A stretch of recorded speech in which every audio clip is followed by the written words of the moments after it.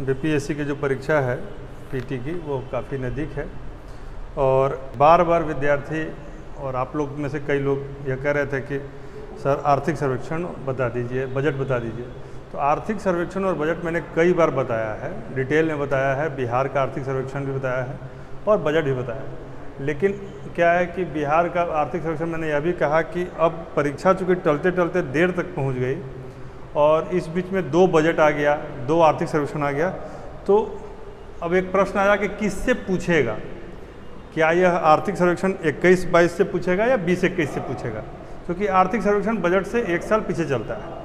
तो 20-21 यानी कि जो करंट आर्थिक सर्वेक्षण हुआ और 21-20 जो है वो पिछला वाला है। तो ऐसे में बहुत ही संगीन प्रश्न हो गया। तो इसका एक बीच का रास्ता, मान लीजिए हम कहते हैं कि नहीं केवल इसी बार से आएगा और पिछले बार से सवाल आ जाए तो क्या करेंगे। यदि हमने कहा कि नहीं पिछली बार से आएगा और आपने केवल इसी बार का तैयार किया तब क्या होगा। तो एक बीच का रास्ता निकाला जाता है कि दोनों का तुलनात्मक, मैंने कई बार क्लास में पहले भी कहा है आपसे कि दोनों का तुलनात्मक अध्ययन कर लीजिए, इससे कुछ भी आएगा तो आप तुलना कर पाएंगे और आंसर कर पाएंगे। तो कुछ महत्वपूर्ण चीज़ों को मैं आर्थिक सर्वेक्षण से लिखवा दे रहा हूँ, उसको लिख लीजिए और उस पर भरोसा करके जाइए। उससे बाहर का आएगा तो आपने जो अब तक पढ़ा है उसमें वह सब कुछ कवर हुआ है। देखिए जो 2 आर्थिक सर्वेक्षण प्रस्तुत हुए, ठीक है, एक 20-21 का और एक 21-22 का, यानी एक का नाम है 15वां इकोनॉमिक सर्वे और यह बिहार का स्पेशल है, ठीक है, और दूसरा है 16वां इकोनॉमिक सर्वे, यह भी बिहार का है, ठीक है, और यह है 2020-21, ठीक है, और यह है 2021-22, ठीक है। तो इन दोनों को, तो जो पहला है यानी जो 15वां आर्थिक सर्वेक्षण है 20-21 वाला, इसमें कुछ इंपॉर्टेंट बातें हैं, उसी के तुलनात्मक रूप से आप लिख सकते हैं अगले का, ठीक है ना। तो लिखिए 15वें आर्थिक सर्वेक्षण को प्रस्तुत किया तारकिशोर प्रसाद ने और 16वें आर्थिक सर्वेक्षण को ही प्रस्तुत किया वित्त मंत्री तारकिशोर प्रसाद ने, ठीक है। आर्थिक सर्वेक्षण जो है सबसे पहली बार पहले बिहार में उतना प्रस्तुत नहीं होता था। इसके पहले आर्थिक सर्वेक्षण जो पेश किया गया बिहार में वो 6 और 7 में पेश किया गया। 2006-7 में आर्थिक सर्वेक्षण पेश किया गया था पहली बार। तो यह भी सवाल एक आ सकता है, ठीक है।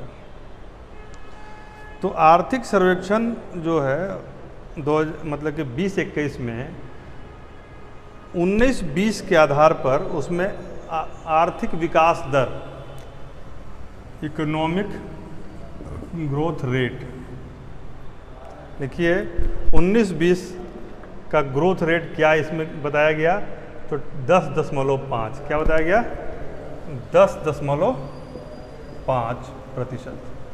कितने का ग्रोथ, इकोनॉमिक ग्रोथ रेट कितने का है, 10.5 का, ठीक है। लेकिन 20-21 में यह ग्रोथ रेट कितना पर पहुंच गया, यह खराब दौर था 2020-21, इसमें चला गया 2.5। एक आंकड़ा याद कीजिए, 20-21 में 10.5 और 21-22 में 2.50, ठीक है। चलिए नेक्स्ट लिखिए जीएसडीपी वर्तमान कीमत पर, लिखिए जीएसडीपी सकल राज्य घरेलू उत्पाद। अभी एक जीडीपी की जगह जो नया टर्म यूज हो रहा है उसका क्या नाम है, जीएसडीपी। लिखिए सकल राज्य घरेलू उत्पाद 20-21 के आर्थिक सर्वेक्षण में वर्तमान कीमत पर 6,11,804 करोड़, कितना, 6,11,804 करोड़। ये आंकड़ा घबराइए मत, ये लिख लीजिए। ये आंकड़ा आजकल डायरेक्ट पूछने की प्रवृत्ति बीपीएससी में है, डायरेक्ट आंकड़ा ही पूछता। तो 6,11,804 याद रखिए, कितना, 6,11,804 करोड़। ये क्या है, जीएसडीपी, ठीक है। और 20-21 में यानी कि जो 16वां आर्थिक सर्वेक्षण है उसमें कितना था, तो 6,18,630, कितना था, इसके करस्पॉन्डिंग 6,18,630। यह भी करोड़ में आंकड़ा है, ठीक है ना, करोड़। एक याद कर लीजिए जीएसडीपी, ठीक है। दूसरा एनएसडीपी होता है, शुद्ध राज्य, तो एनएसडीपी छोड़ दीजिए, नहीं पूछेगा, ठीक है। आइए, प्रति व्यक्ति सकल राज्य घरेलू उत्पाद, जो केंद्र में प्रति व्यक्ति उत्पाद पूछता है तो राज्य में राज्य लग जाएगा, तो लिखिए प्रति व्यक्ति सकल राज्य घरेलू उत्पाद वर्तमान कीमत पर, प्रति व्यक्ति सकल राज्य घरेलू उत्पाद वर्तमान कीमत पर, ठीक है। लिखिए 50,735, मतलब 50,735 रुपये। यह क्या है? प्रति व्यक्ति राज्य घरेलू उत्पाद, ठीक है। और 50,555 है, यानी घट गया, थोड़ा सा घट गया, 50,555 है या 16वें में रुपया, ठीक है। चलिए अगला लिखिए, प्राथमिक क्षेत्र का, ये बहुत महत्वपूर्ण है, ये एक सवाल आने की संभावना भी है। अर्थव्यवस्था के विभिन्न क्षेत्रों में किस क्षेत्र का क्या योगदान रहा? अर्थव्यवस्था के विभिन्न क्षेत्रों में किस क्षेत्र का कितना योगदान रहा? लिखिए अर्थव्यवस्था के विभिन्न क्षेत्रों में किस क्षेत्र का कितना योगदान है। तो 3 क्षेत्र है, आपको पता है, प्राथमिक, द्वितीयक और तृतीयक। प्राथमिक, द्वितीयक और तृतीयक। तो प्राथमिक, द्वितीयक और द्वितीयक, प्राथमिक, द्वितीयक और तृतीयक। लिखिए प्राथमिक का योगदान 19.5% 15वें में, 15वें में कितना है? 19.5%। द्वितीयक का लिखिए 20.3%, 20.3% द्वितीयक क्षेत्र का योगदान है। और तृतीयक क्षेत्र का योगदान 60.2%, यह एक अच्छा लक्षण है, ठीक है। तृतीयक क्षेत्र का योगदान 60.2%। और यही करस्पॉन्डिंग आंकड़ा देखेंगे कि 16वें में क्या हो जाता है, तो लिखिए 19.2, 19.5 और 61.2। 19.2, 19.5 और 61.2, ठीक है। ये सारे आंकड़े प्रतिशत में होते हैं, ठीक है। यानी कि प्राथमिक क्षेत्र का योगदान 15वें के मुकाबले 16वें में थोड़ा सा कम हो गया, द्वितीय क्षेत्र का योगदान थोड़ा सा कम हो गया, तृतीय क्षेत्र का योगदान थोड़ा सा बढ़ गया। कुल खाद्यान्न उत्पादन आर्थिक सर्वेक्षण 15वें में, यानी कि जो 20-21 का आर्थिक सर्वेक्षण है, उसमें कुल खाद्यान्न उत्पादन 16.31 लाख टन हुआ। कितना हुआ? कुल खाद्यान्न उत्पादन 16.31 लाख टन। कुल खाद्यान्न उत्पादन 16.31 लाख टन। और इसमें कुल खाद्यान्न उत्पादन 20-21 में कितना है? 17.95 टन।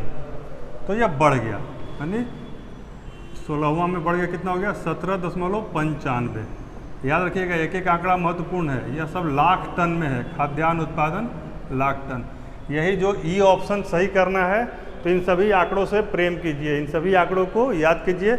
और इसीलिए मैं चुनकर बहुत ही कम आंकड़े बता रहा हूँ, नहीं तो बहुत तमाम आंकड़े हैं, इतनी मोटी किताब है, लेकिन हमने उसमें से कुछ चीज़ों को सेलेक्ट किया है आपके लिए। इसलिए कम से कम उसमें आप सेलेक्ट मत कीजिए, जो बता रहे हैं उसको याद कीजिए, उसको समझिए और उसको अपने अंदर रखिए, ठीक है। अब एक तीसरा जो इसमें सेगमेंट देखा गया वो है प्रति व्यक्ति आय में सबसे समृद्ध और सबसे गरीब जिले।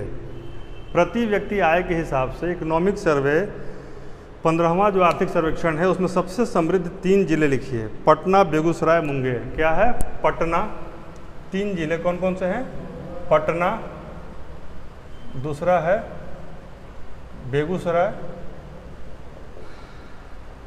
बेगूसराय और तीसरा है मुंगेर, ठीक है, सबसे समृद्ध, ठीक है। और यही स्थिति अगले साल भी बनी रही, यानी कि यहाँ भी क्या हो जाएगा? फर्स्ट 2 का ही लिखते हैं, तो पटना और बेगूसराय 16वें में भी। लेकिन सबसे कमज़ोर की जहाँ तक बात है, तो कमज़ोर में शिवहर और अररिया। कौन है 2 कमज़ोर? सबसे कौन है? शिवहर, और सेकंड है अररिया। ठीक उसी तरह 16वें में यानी कि 21-22 वाले में भी सबसे कम आर्थिक आय वाला जो है शिवहर और अररिया। प्रति व्यक्ति आय वाला जो बात है, प्रति व्यक्ति आय में समृद्ध हो गया पटना बेगूसराय और सबसे गरीब हो गया शिवहर और अररिया। चलिए अगला लिखिए। राजकोषीय घाटा जीएसडीपी के अनुपात में होता है राजकोषीय घाटा। इकोनॉमिक सर्वे 2020-21 के हिसाब से राजकोषीय घाटा है 2%। ये ध्यान दीजिएगा, किसके हिसाब से राजकोषीय घाटा पूछ रहा है, जरूर ध्यान दीजिएगा। इकोनॉमिक सर्वे 2020 और 21 के हिसाब से राजकोषीय घाटा है, रेवेन्यू डेफिसिट है। रेवेन्यू डेफिसिट कितना है? राजकोषीय फिस्कल डेफिसिट, फिस्कल डेफिसिट है 2%। और यही यदि जब 16वें में जाएंगे यानी 21-22 में जाएंगे तो यह और बढ़ जाता है। जो रेवेन्यू डेफिसिट है बढ़ के कितना होता है? 3% का। फिस्कल डेफिसिट कितना है? 3%। कब? यह 21-22 में, याद रखिएगा। लेकिन इकोनॉमिक सर्वे के हिसाब से यह भी याद रखिएगा, ये नहीं कि बजट में पूछे और आप ये मार दें। यह आंकड़ा इकोनॉमिक सर्वे का, इसीलिए मैं बजट का जो वीडियो है वो अलग से दूंगा, इसलिए कि आप इकोनॉमिक सर्वे के डेटा को बजट के साथ मर्ज न कर दें। पढ़ के सब जाएंगे और मर्ज हो जाएगा, गलती हो जाएगी। सारा मेहनत किया लेकिन नंबर नहीं आ पाएगा। इसलिए जब इकोनॉमिक सर्वे पढ़ रहे हैं तो ध्यान से आप लोग लिखिए, ठीक से ध्यान से इकोनॉमिक सर्वे लिखिए और दिमाग में केवल इकोनॉमिक सर्वे का डेटा ही फीड कीजिए, ठीक है।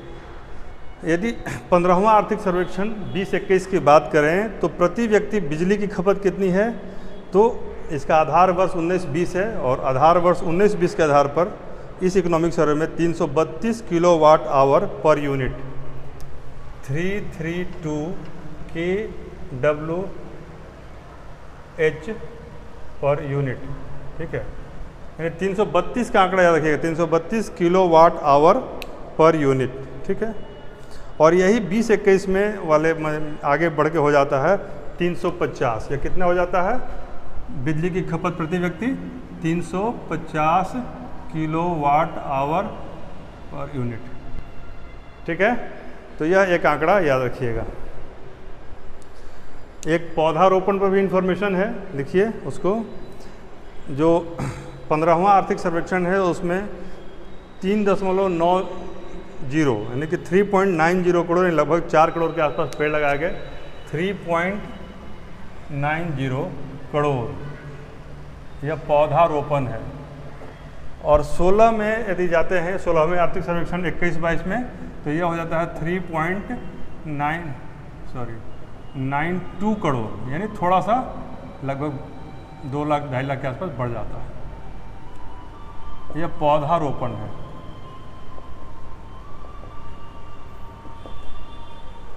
ठीक है। यहाँ पर कितना है? 3.9 और वहाँ पर है 3.92। चलिए नेक्स्ट लिखिए। आर्थिक सर्वेक्षण में कई लक्ष्य भी निर्धारित किए जाते हैं, ठीक है। आर्थिक सर्वेक्षण में कब तक साक्षरता का लक्ष्य रखा गया है? तो 2030 तक।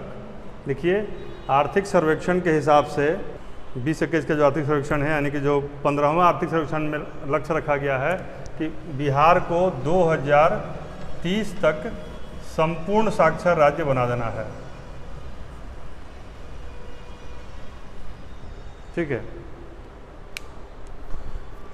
मुद्रास्फीति की दर यदि कहा जाए 21-22 के हिसाब से, यानी कि इस वाले जो 16वां है उसके हिसाब से मुद्रास्फीति यानी इन्फ्लेशन का जो दर है वो 3.1%। इन्फ्लेशन कितना परसेंट? इन्फ्लेशन 3.1%। इन्फ्लेशन 3.1%। शहरीकरण का दर 15.3%। शहरीकरण कितना है? शहरीकरण 15.3%। 15.3% शहरीकरण का दर है, शहरीकरण का स्तर। सड़कों की लंबाई में बिहार का तीसरा स्थान है, केरल का पहला, पश्चिम बंगाल का दूसरा और बिहार का तीसरा स्थान है। राष्ट्रीय राजमार्ग की संख्या 5947 किलोमीटर है, ठीक है। सर्वाधिक पटना में है और सबसे कम राजमार्ग शिवहर में है। और राजकीय जो मार्ग हैं, राष्ट्रीय नहीं राजकीय, वह हैं 3714 सितंबर 2021 के आंकड़े के हिसाब से, ठीक है। 5 बार बिहार को अब तक कृषि उत्पादन में स्थान मिला हुआ है। कृषि कर्मण पुरस्कार मिला है, मखाना लीची में प्रथम मिला है, जूट में द्वितीय मिला है, मक्का में तृतीय और मछली में चौथा स्थान है। चावल का सर्वाधिक उत्पादन होता है रोहतास में, और लेकिन उत्पादकता यदि पूछे तो पश्चिमी चंपारण। उत्पादन पूछे तो रोहतास और उत्पादकता पूछे तो पश्चिमी चंपारण। गेहूं का सर्वाधिक उत्पादन भी रोहतास में होता है, लेकिन यदि उत्पादकता गेहूं का पूछे तो वह हो जाएगा बेगूसराय, ठीक है। मक्का का सर्वाधिक उत्पादन कटिहार में, लेकिन मक्का का उत्पादकता पूछे तो अररिया। सब ध्यान से सुनिए, लिख लीजिए इसको। और दलहन का सर्वाधिक उत्पादन पूछे तो पटना में, लेकिन उत्पादकता पूछे तो जहानाबाद। और फसल सघनता सर्वाधिक शिवहर में, चूँकि छोटा जिला है तो फसल सघनता सर्वाधिक शिवहर में, लेकिन सबसे कम पूछे तो गया में। फिर से मैं रिपीट कर दे रहा हूँ, लिखिए। लीची और मखाना में बिहार फर्स्ट है, लीची और मखाना में फर्स्ट, जूट में सेकंड, मकई आम और आलू में थर्ड, मकई आम और आलू में थर्ड, मछली में चौथा, चावल में यदि देखा जाए तो सबसे ज़्यादा रोहतास में, लेकिन उत्पादकता पूछे तो पश्चिमी चंपारण में। गेहूं में सर्वाधिक उत्पादन पूछे तो रोहतास में और उत्पादकता पूछे तो बेगूसराय में। दलहन सर्वाधिक उत्पादन पूछे तो पटना में, उत्पादकता पूछे तो जहानाबाद में। यदि मक्के की बात करें तो सर्वाधिक उत्पादन कटिहार में, लेकिन उत्पादकता पूछे तो अररिया में। और फसल सघनता यदि पूछे तो सबसे अधिक शिवहर में, लेकिन उत्पादक सबसे कम पूछे तो गया में। फसल सघनता सबसे ज़्यादा सर्वाधिक शिवहर में और सबसे कम गया में, ठीक है। तो बिहार के जो इकोनॉमिक सर्वे से यह मैंने कुछ महत्वपूर्ण तथ्य आपके सामने रखे, इनको देखिए, लिख लीजिए। और वीडियो को भी यदि आप देख रहे हैं, ऑनलाइन सुन रहे हैं, तो इसको लिखने पर जोर दीजिए, इसको सुनने पर जोर दीजिए, इसको देखने पर जोर मत दीजिए।